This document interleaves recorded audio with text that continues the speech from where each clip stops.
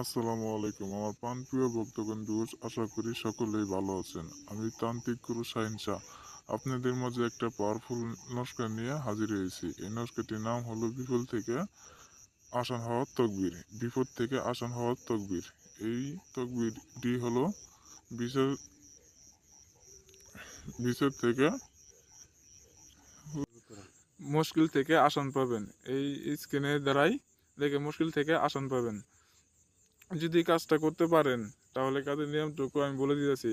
এই এই চাবিশের মুখে এই নস্কাটি স্বাদের নস্কার মুক্ত থেকে জাদু টোনার মুক্তি পাবেন।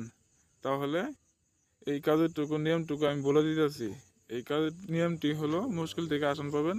এই তাবিজের ভিতরে এই নস্কাটি ভরে মোমবাতি গলিয়ে মুখে লেগে দিয়ে হাতে আটকে দিবেন, হাতের মধ্যে বাইন্ধে দিবেন তাবিজ।